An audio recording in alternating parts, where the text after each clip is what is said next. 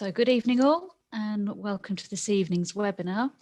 I'm going to hand you straight over to the chair for this evening, which is Warren MacDonald.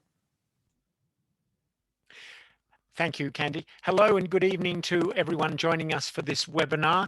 I hope some or many of you may have been last Wednesday with us when we heard from Matt Guy from Southampton and Haroon Chugtai from UCL about why you should consider regulation in software.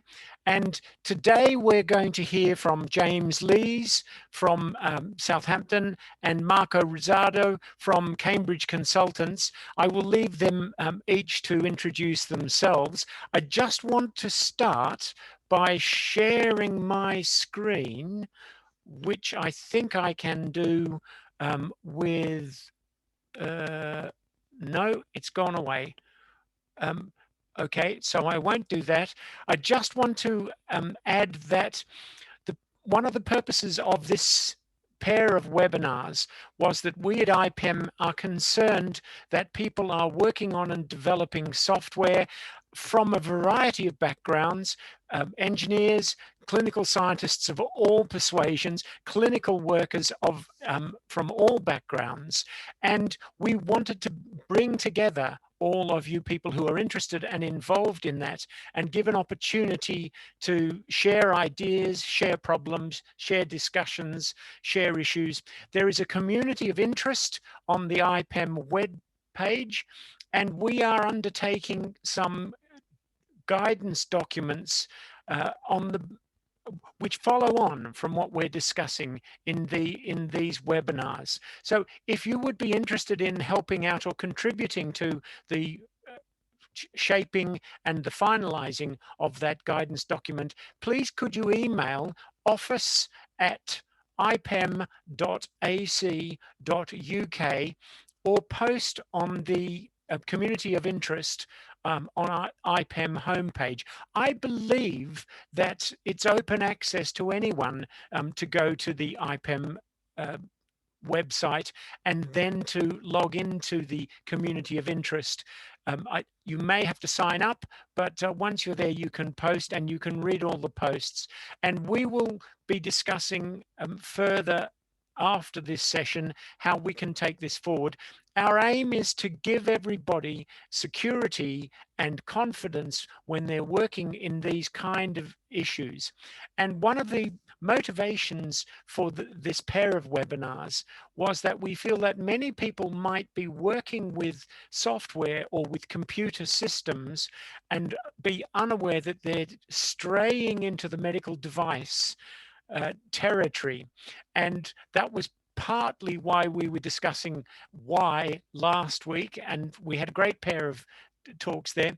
The format for tonight will be that James will speak for 15 minutes, and then Marco will follow on for 15 minutes after that. And then we will have a half-hour panel discussion when James and Marco will be joined by Matt and Haroon.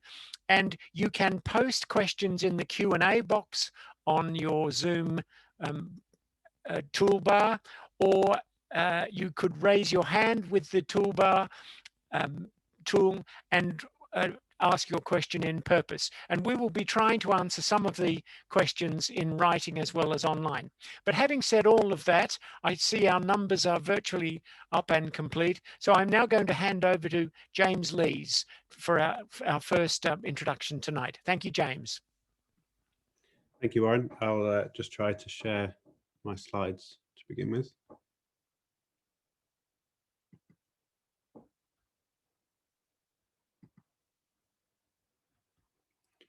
So hopefully you can see a title slide with how to regulate software in the health. That's good. Setting. Thank you.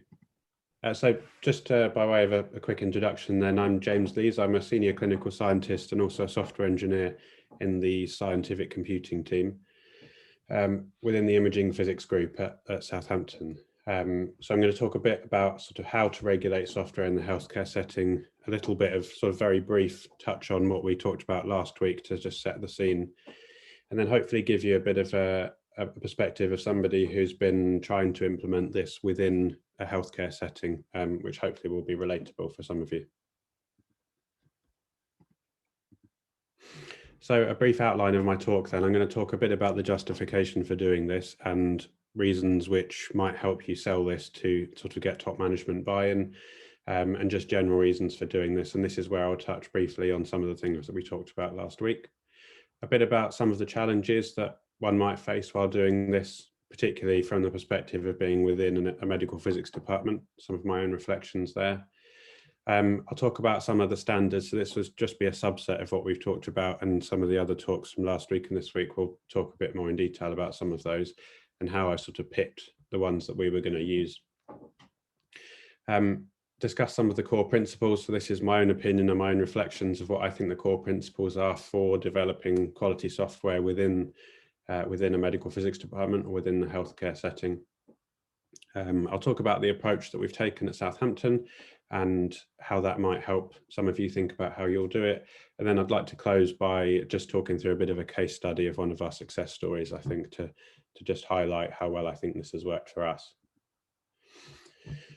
So starting off then, the justification. So why would we do this? The first, I think, always has to be safety is the main reason why we're going to do this, both for our patients who are ultimately our customers, for everybody involved along that pathway.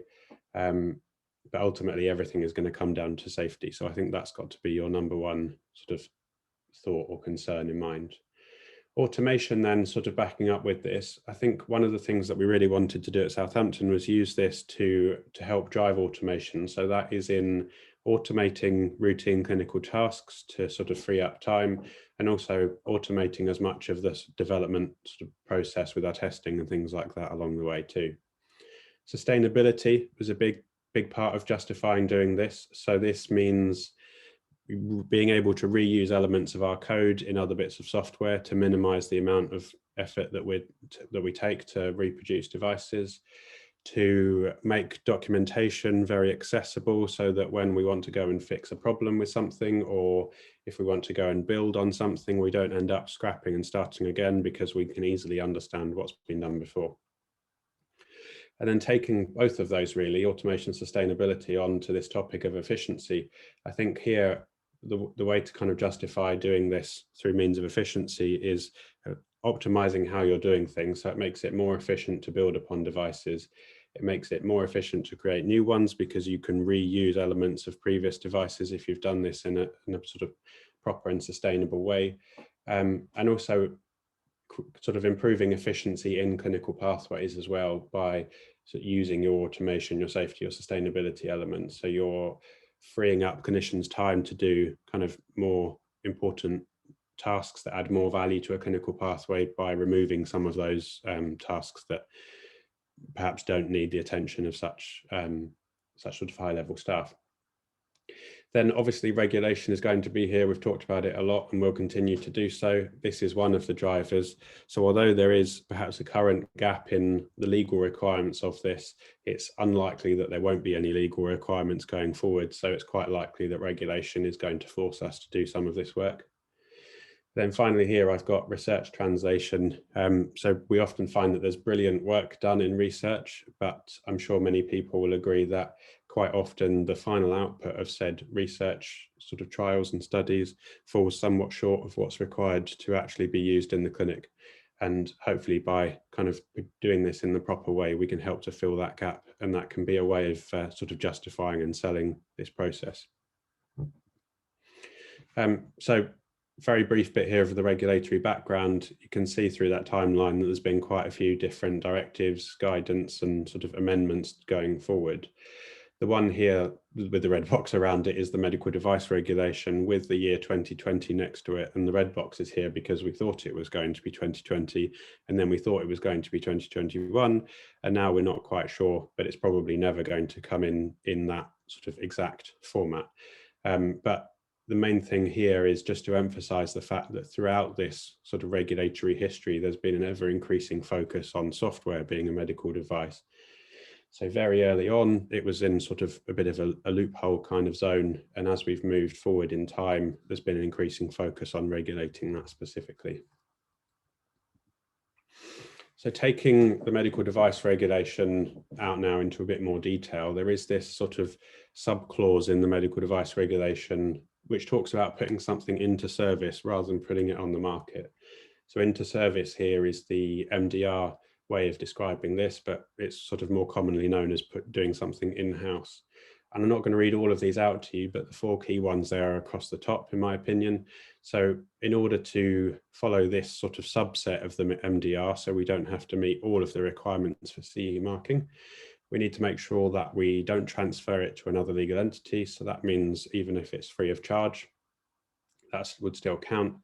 We need to make sure we're manufacturing and using it under an appropriate QMS or a suitable QMS, which we'll talk about a bit later on. We need to be able to justify that our sort of target patient group's needs couldn't be met by an equivalent device on the market, because arguably in such a scenario, it would be cheaper, more efficient, and probably safer to use that device rather than spin up something in-house just because we wanted to. And we also have to prove that we've met the general safety and performance requirements, which are quite a long list. So I've not included them here, but generally they are just different elements of manufacturing and using a device under a QMS. So largely what we're doing there is just proving that we're meeting the requirements of such manufacture and use. So now I just wanted to reflect on a few of the key sort of challenge areas that we've met along the way. So starting off there with resource in the bottom left, this is obviously not going to be a surprise to many of you that resource is limited in the NHS for doing this sort of thing.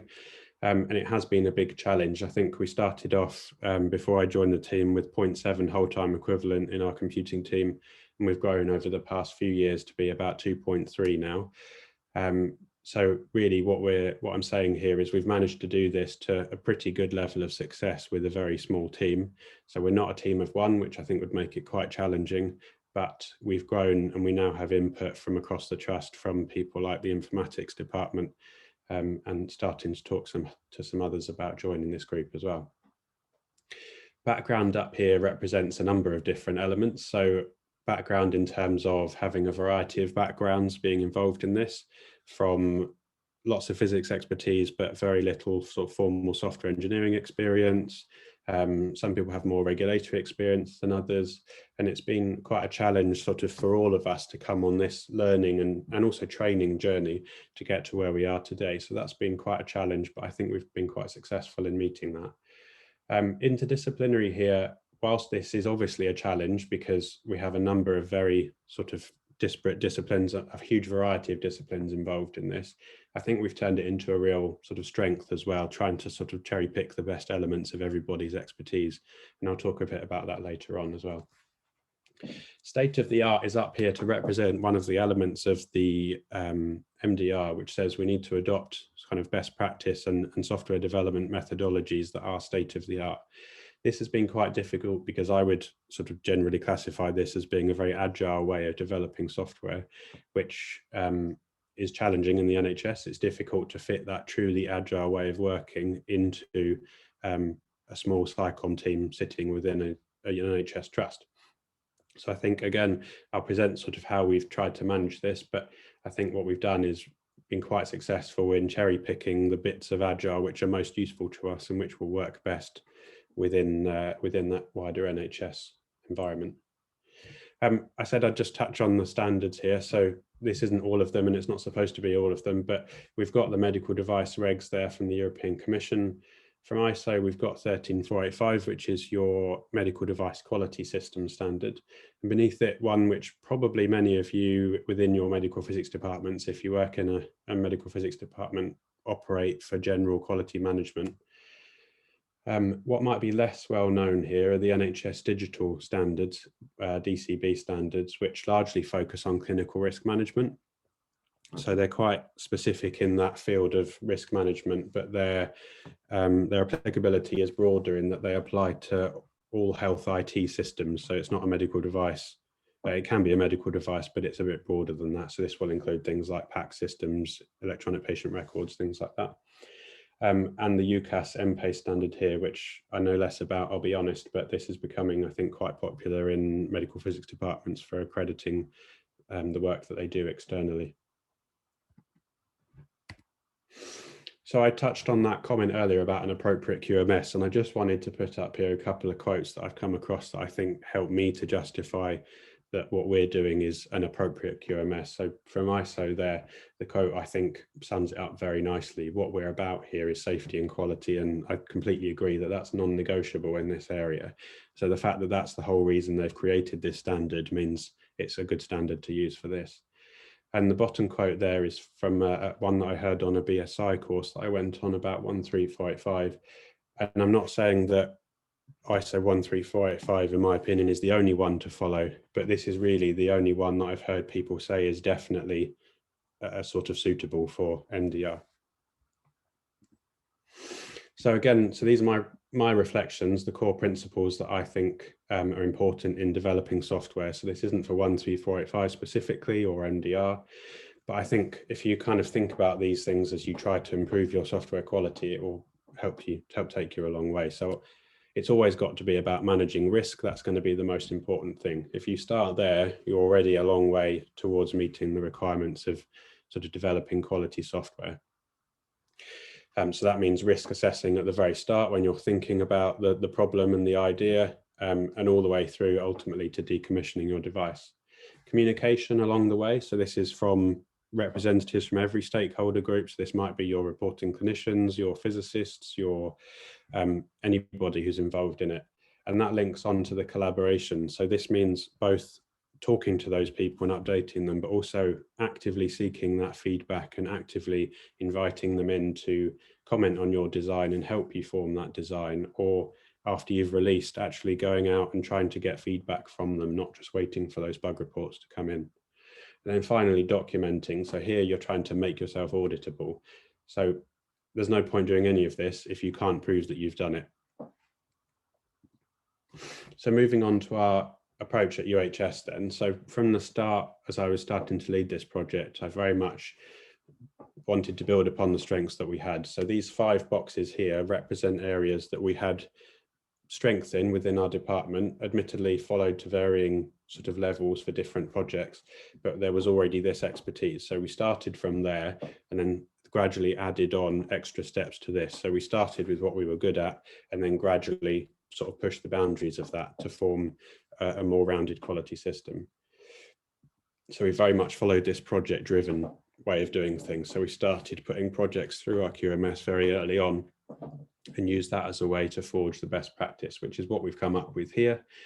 So this is what I was talking about earlier, where I really wanted to try to make it as agile as possible, but in a way that would work in a pragmatic manner for our team within the NHS.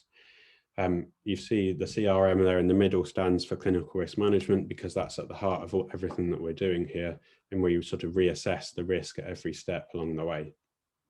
Every stage here is sort of signed off or culminated in a peer review by at least 2 people. So that will be one person within computing and the product owner generally, who tends to be a sort of field expert, as it were.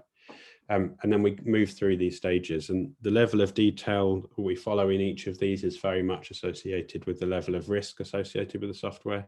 So if it's a very simple change, which is sort of formatting an output that doesn't sort of make any impact on patient results, then it might be a very light touch on all of these steps. But if we're developing sort of complex image processing algorithms where the outcome of it determines what treatment a patient's going to get, then we'll spend a lot more time and a lot more detail going through these steps. So finally then, I can see I'm nearly out of time, but I just wanted to talk quickly about a success story that's come out of this. So on the left is an example of a brain perfusion report from our nuclear medicine team. And this is out of one of our bits of legacy software. The process was relatively manual to do this and quite time intensive. So this took about 30 minutes per patient, and with about 10 patients per week, it's not a huge impact, but 300 minutes a week of time from a nuclear medicine physicist is sort of relatively expensive. There were documentation issues, so the documentation was there, but it was difficult to find and search. And the version control was there to some extent, but it was very much sort of changing file names, and it was difficult to find where those versions were stored to be able to run them again. So there was a lot of expertise and experience, and relatively for an NHS sort of field here, large patient cohort for clinical validation purposes. There was some research study input, which produced this style software you can see on the left that was written in MATLAB with obviously a lot more functionality in it.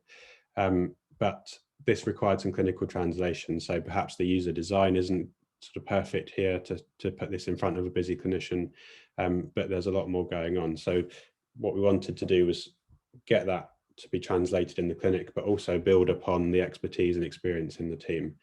And what you can see on the right here is the final output of the redeveloped software, which is similar to what we started with, but hopefully you can tell there's a lot more sort of features in it, as it were. There's a lot more information here.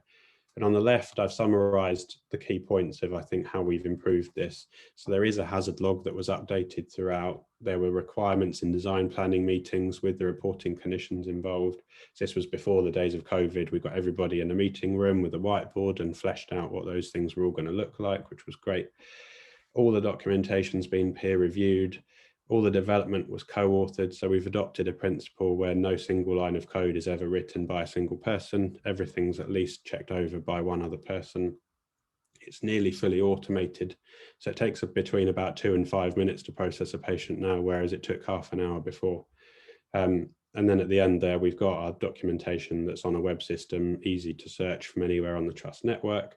And we're seeking that feedback, and we've already got a roadmap set up with sort of prioritization of future development. So I think I've gone a little bit over time, so I'm just going to leave this slide up here with a few sort of final key points.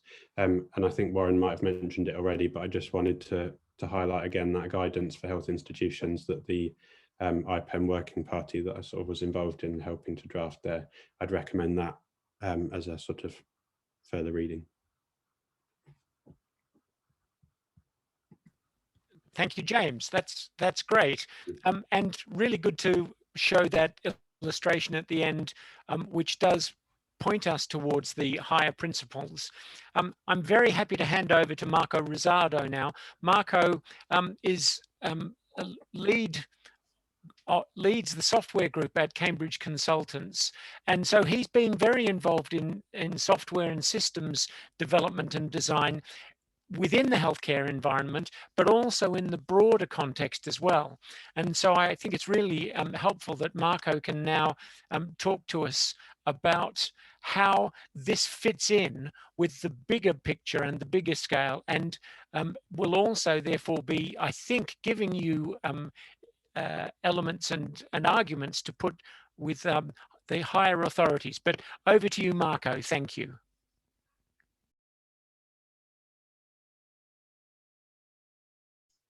Hello, everyone. I hope you can hear me and see the presentation on screen. Yes, so Marco Rosado, been introduced by Warren already. I've been working in medical device software for over 20 years with developing products for both the European and US markets. So according to FDA and European regulations, ranging from diagnostic devices to surgical robots to implants. And what I want to do today is an echo in some of the concept that James have been discussing, give my perspective on what the regulations actually ask you to do and how to be efficient, because everyone thinks that doing things according to the regulation needs to be a big burden. I don't think it is. And that's kind of my take at it, and I hope you find it useful. So the law requires you in many circumstances to comply with certain requirements, which are stated in the various European directives and the MDR that is going to be upcoming. But the best way to kind of comply with those is to try to comply with what are known as harmonized standards, which are a set of standards that are issued by our organization, primarily the ISO committee and the IC subcommittee, that are implied to be the state of the art. And by complying with these standards, you actually comply with the law. And there are many of them.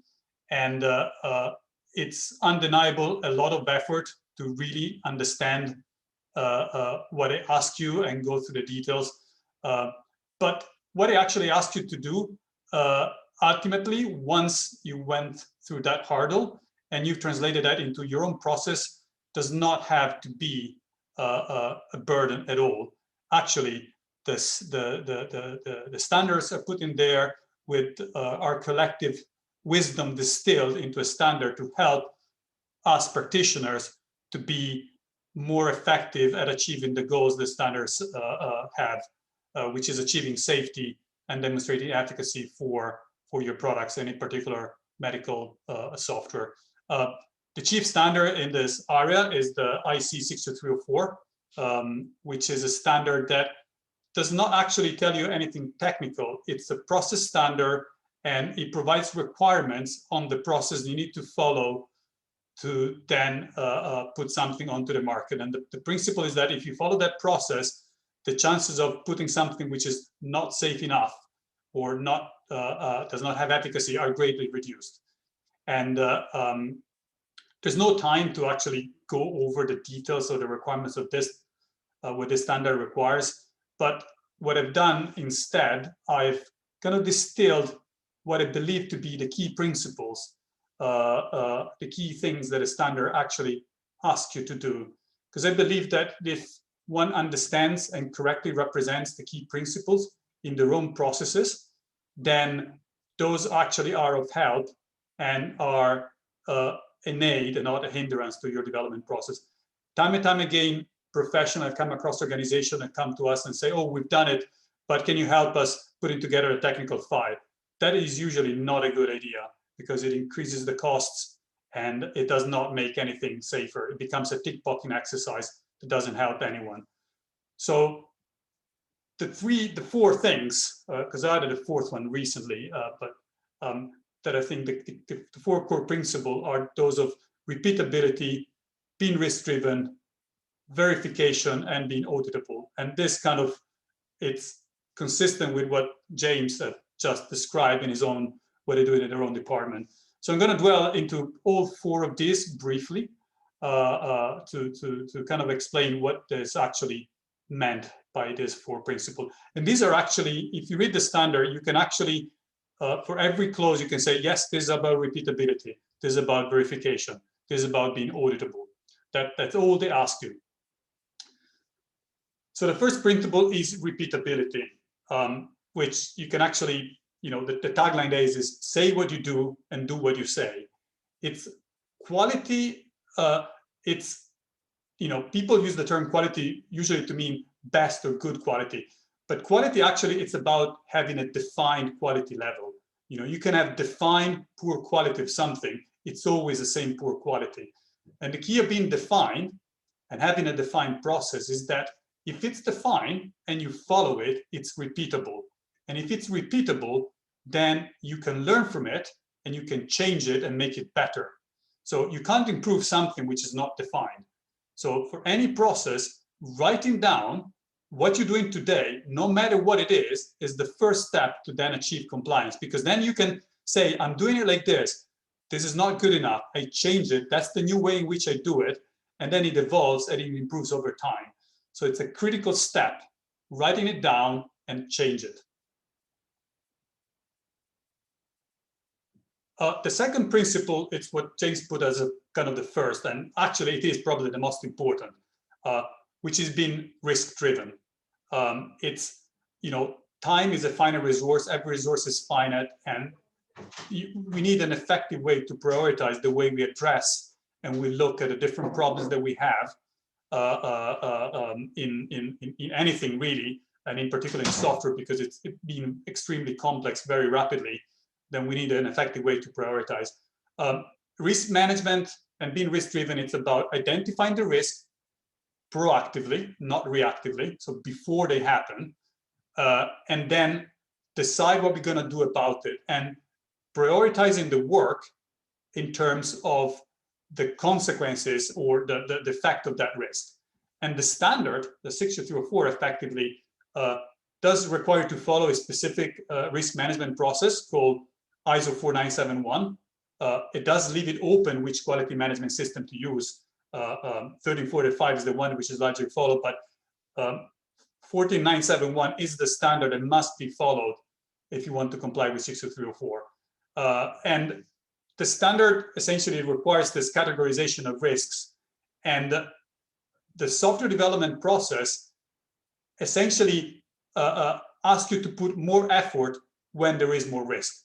It divides the requirements of the standard in 3 categories, A, B, and C, with C being the highest when there is a risk of causing serious injuries or death, and A is when that risk is almost negligible.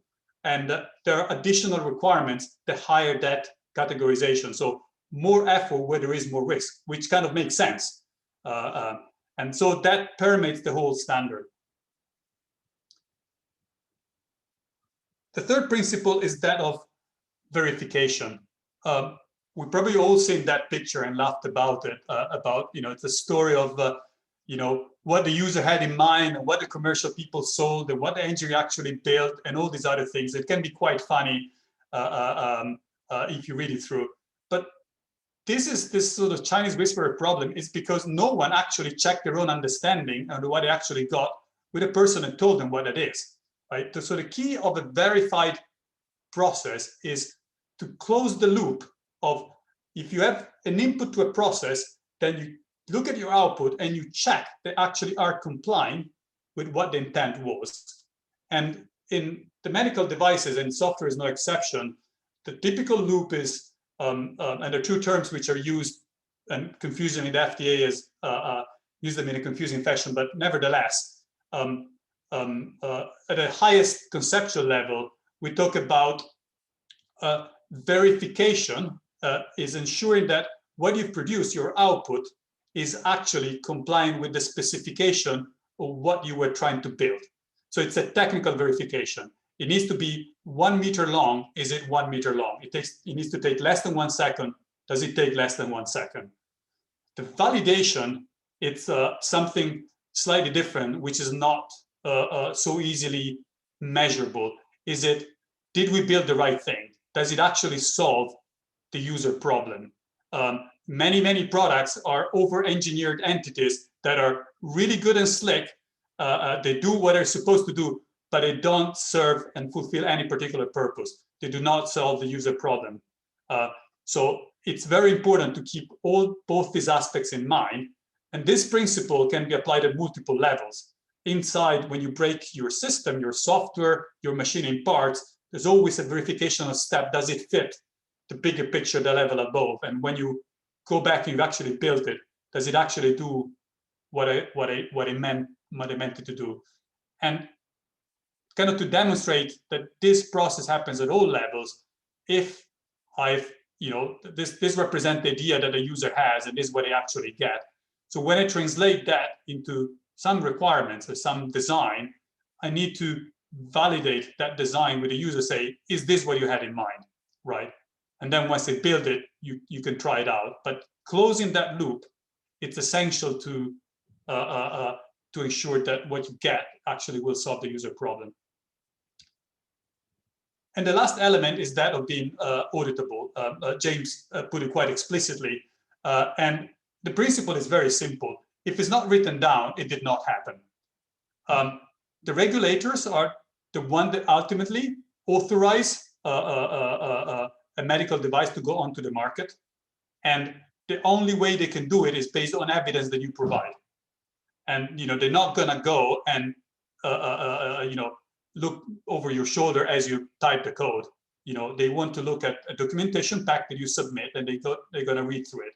So leaving that paper trail in a way that is understandable, it's what's necessary for the process to be auditable and ensuring that you've done the right thing, which kind of makes sense, because if something is risky, you want someone to check your sums and make sure you've done the right thing. It's a 4I principle from an independent entity.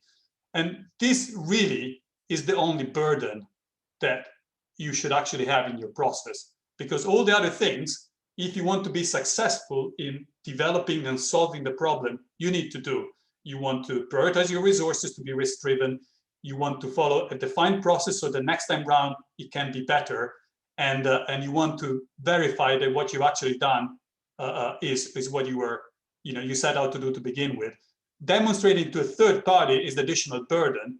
But again, I believe, and my experience is that if that is baked in your process and you leave that paper trail as you go along, that is not so much of a burden. It's the same as writing the comments in code as you type the code, or go back in time and write the comments. No one wants to do it, right? And they always are subpar from the comments you actually wrote as you were writing the code.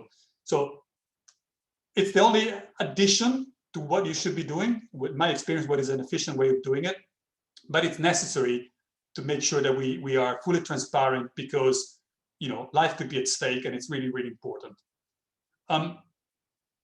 As a closing remark, all this process stuff, at the end of the day, it's just a tool, right? The paperwork, all the process and the things that you do actually are a mean to an end. And what actually matters and what the focus should be is in the design feature, the safety features that you put or do not put into your design. You don't achieve safety by doing a safety analysis. You achieve safety by doing a safety analysis and correct your design based on the outcome. So you need to do all these activities in process as you do your design, as you do your coding, to change what you've done to something better. Okay, so that's the key thing. It's just a tool. Doing it at the end doesn't help anyone. It's just a cost. Thank you. Brilliant. Thank you very much, Marco. And I can see that we've had 2 posted questions on the question and answer. And I want to pick up on Daniel Bowdry Roberts' question, and also highlight something that Marco said right at the start when you were talking about standards, and you said that very often people view standards as an evil restriction of what you can do, whereas actually most standards are written to be helpful guidance. And I know that a lot of IPEM members are involved in shaping and contributing to standards in this area, and a lot of people in general. And we at IPEM would be really interested in knowing if you're involved in contributing to standards. And Daniel Bowdry Roberts' question was very much about, do you think it's possible to do clinical software development in the correct way if you're just a single person or a single developer? And Daniel asks further if there's an IPEM general view about this. Now, I don't think we can speak authoritatively for IPEM's view on that issue here, but I think we can certainly answer the question. And I wonder perhaps, well, over to the panel, if anyone would like to answer that.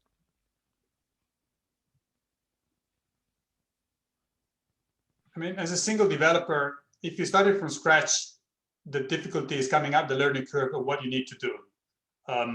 But if you've come up to the learning curve, then there's no reason not to do it as a single developer as well.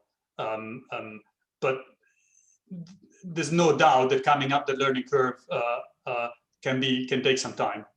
I think James could give some interesting clinical insight too as well. Yeah. I'd probably, my personal views, but steer towards my opinion would be that it's not really possible to do so. Largely because even the best developer in the world makes mistakes and overlooks certain things, and there will always be things that could be done sort of in a safer manner. It's not always sort of practical to make all of those changes, but we've seen such huge quality improvements by simply having this second check, this peer review process throughout all of our code. And I think it's general best practice in the software engineering world anyway.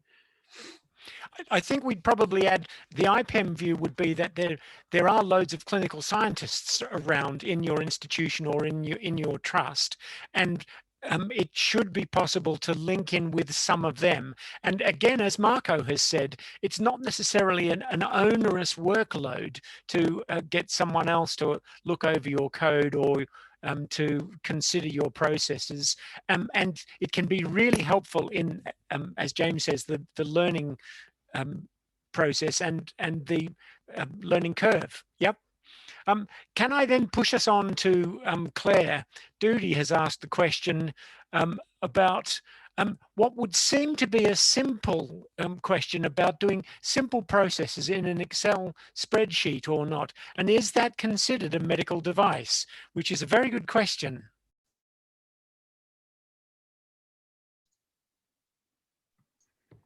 I'm happy to sort of dive in and have a go at that. So James. It depends largely on the application.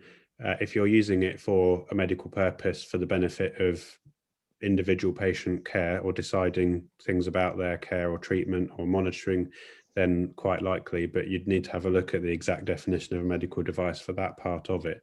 But simply being an Excel spreadsheet doesn't sort of exempt it from the medical device regulation. It definitely is a piece of software that makes decisions in the background, especially if there's equations in it that you can't immediately see.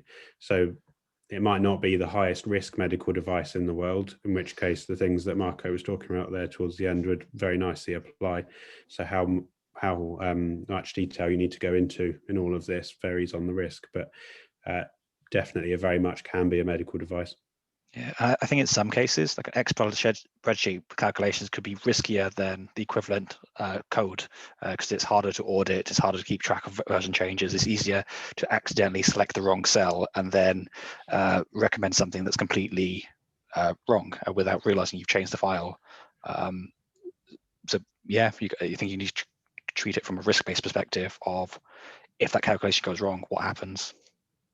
And it also comes back to the thing I keep saying to people is that actually the definition of whether it's a medical device or not depends on how you define the aims and objectives of the software or the program that you're editing or altering or so on. And that is what both James and Marco have been highlighting, is about doing the initial thinking about what your system is trying to achieve, what outputs it's trying to do, and in phrasing those aims and objectives, it will then become clear whether you have a diagnostic or a therapeutic or a measurement aspect to it, and as Haroon said, that can be hidden if you're just tweaking an Excel spreadsheet.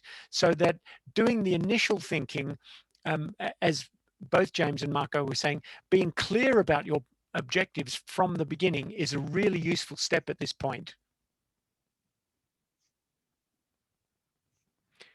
Marco, do you want to add anything? Or no, I agree with James and Arun as said. And any tool, if it's got a medical purpose, it's medical software. That's the end of the story. And Excel can be a horrible tool. That's no doubt about that. And also to kind of qualify my early answer, if it's possible for a single developer, I consider it a small team because of course you can't cross-check each other work as a single person. But it's coming up the learning curve, which is the hurdle. And we at IPEM hope that we can foster that collaboration between clinical scientists and clinical engineers and everyone in the team, so that there is backup personnel for anyone, whatever they're doing. Raquel Pave has asked if a mental calculation enters into this, or where it sits in all of that. It's a good question also, Marco. Well, actually, human factors is a big aspect in any medical device development project for any medical device. And if part of your process, the personnel is required to do a mental calculation, that is a risk that needs to be assessed.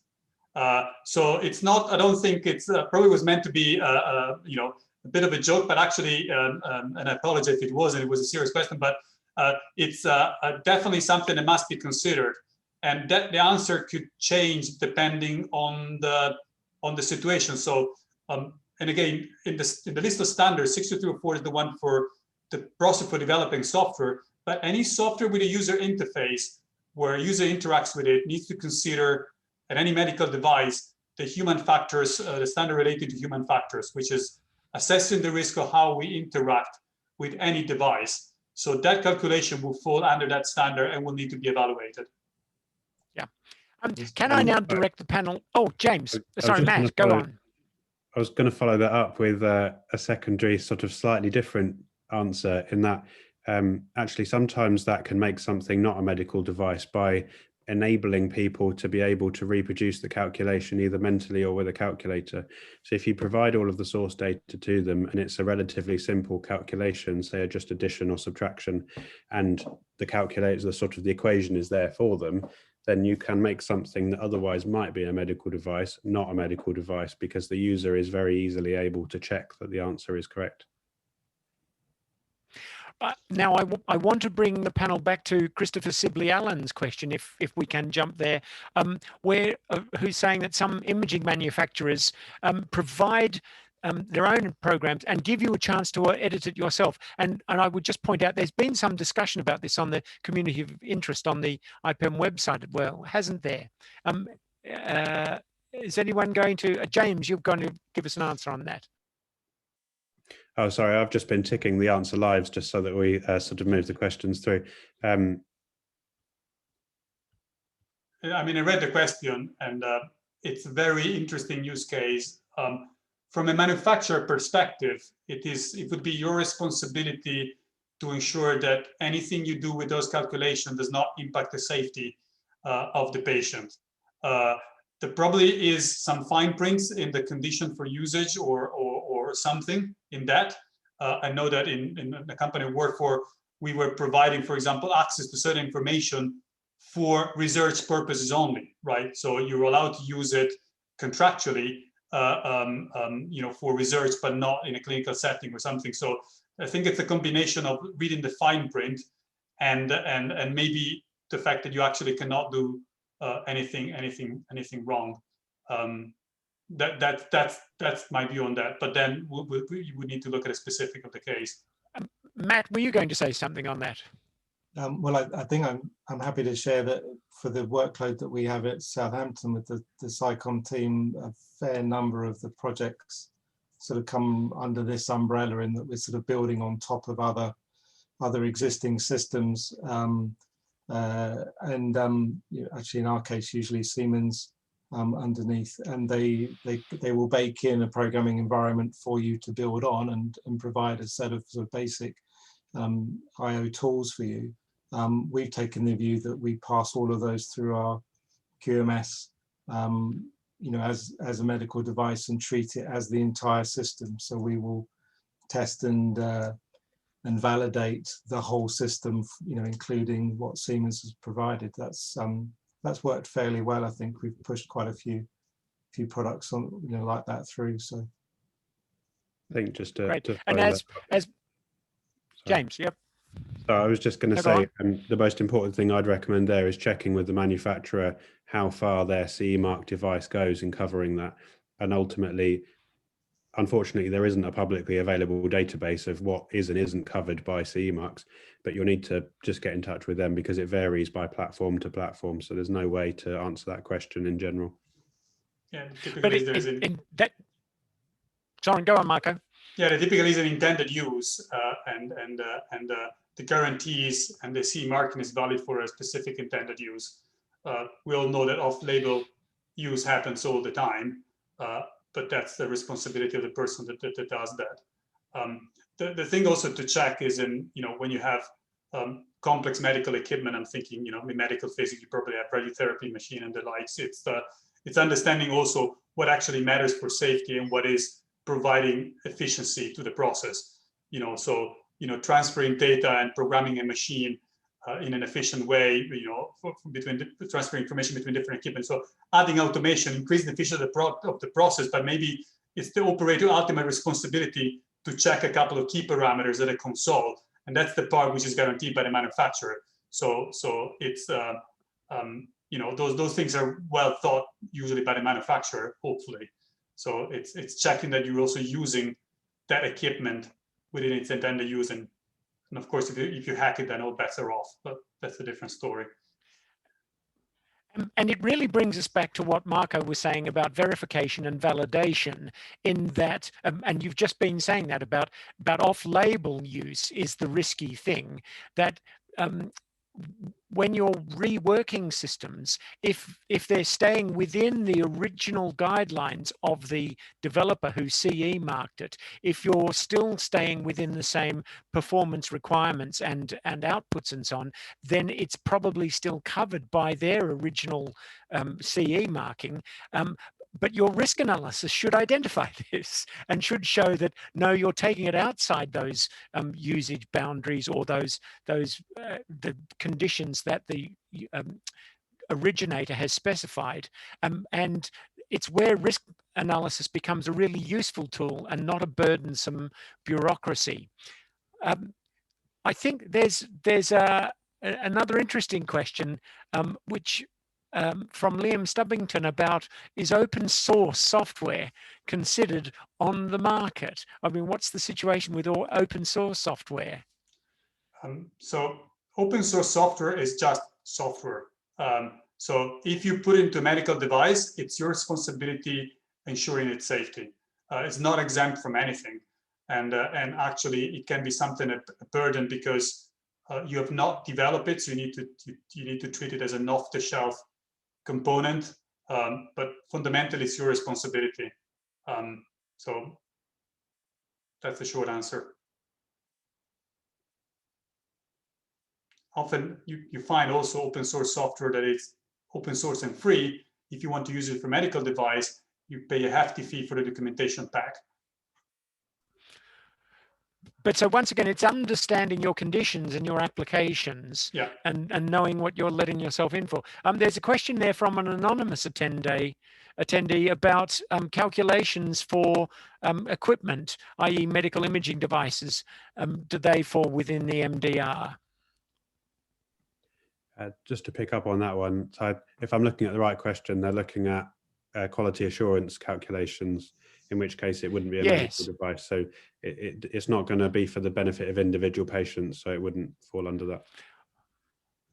No, but I think the thing IPEM would be saying about that is that this would still benefit from a good QMS approach, and from a safety and risk-based approach, and that's what we would try to encourage, is that very often clinical scientists within a hospital or a trust can help one another by using by applying their QMS and their QMS knowledge across the board. Marco, were you going to say something on that as well? Yes, I mean, we focus on medical device standards, but medical device standards are for things that have a medical purpose, and they need to demonstrate two things: safety and efficacy. It means they need to provide a benefit to the patient to justify the risk, right? Things that do not have a medical purpose, they don't make a claim of providing a benefit to the patient, they still are subject to other regulation, the general product regulation, the machine directive. So they still need to be safe, but it's just different regulation need to comply with. So it's anything that you do for facilitating your QMS system or something falls under general ISO 9001 probably, if the hospital has or the trust has a policy for that, and if it's any piece of machinery under the machinery directive. Yep. I'd like to pick up now on a question I saw there from Drew Davey, and maybe pass this to Matt Guy. Have you found significant overheads when, after developing these processes, applying them to existing software, that often you'll find as your information spreads out across the trust or the hospital, that there may be hundreds of others using them in the department? That's quite a good question, Matt, I think. It's a really good question, and the honest answer is yes, there is an overhead, and yes, it can seem significant at times. I think what I'd that seems probably overly negative as starting points. So let me pull that back into try and explain why we do what we do at Southampton.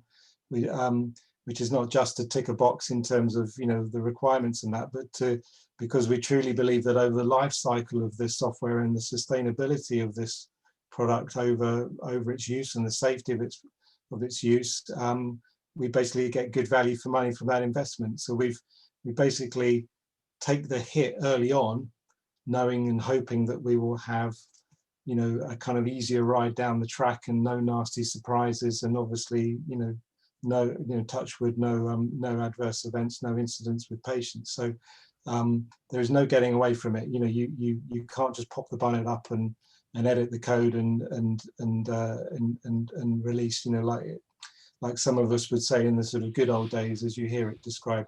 I'd have to say that I don't think, much as I was part of the good old days sort of 20 years ago like that, I don't honestly,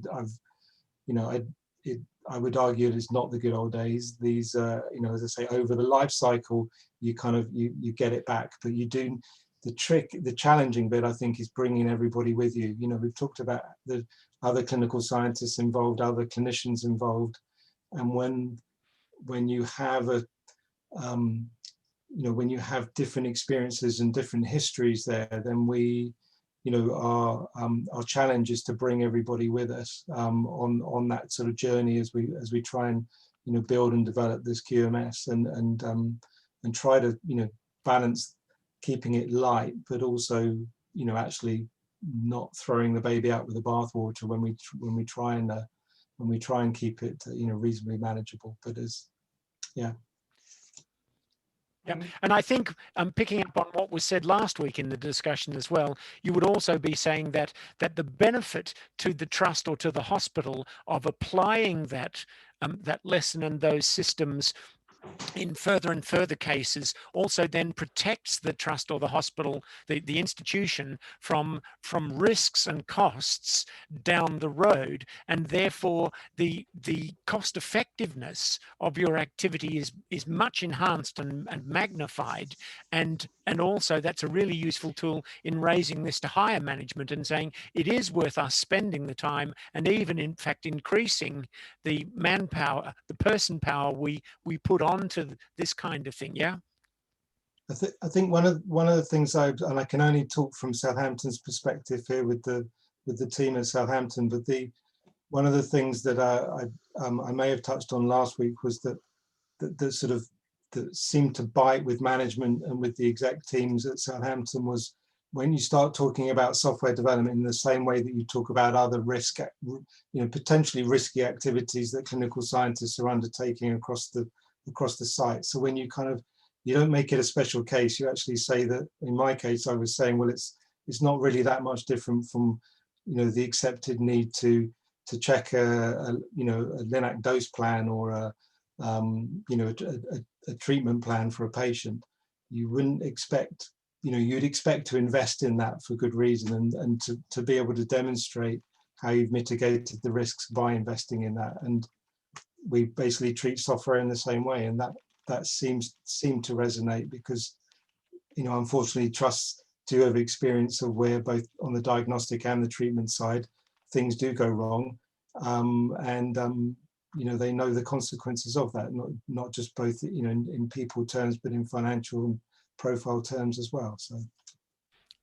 I want to pick up very quickly on a question from Gersha and Nandra, who asks about avoiding reinventing the wheel and asks, could IPEM facilitate this pool of common software? And that's certainly one of my ambitions for this group, is that we get an IPEM group of, I think we're going to call it clinical computing systems or something like that. We've been discussing, there's been some chat. The community of interest on IPEM is currently called Computing and Informatics, and there's discussion about the title.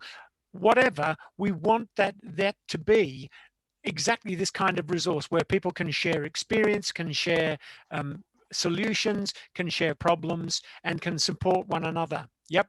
Any comments from any of the panelists there? I think the only comment I would add to that is can't really talk so much about what's going on in IPEM, but don't feel like you're on your own in your trust. You've probably got an IT or informatics department who will be at least touching on those NHS digital clinical risk management standards.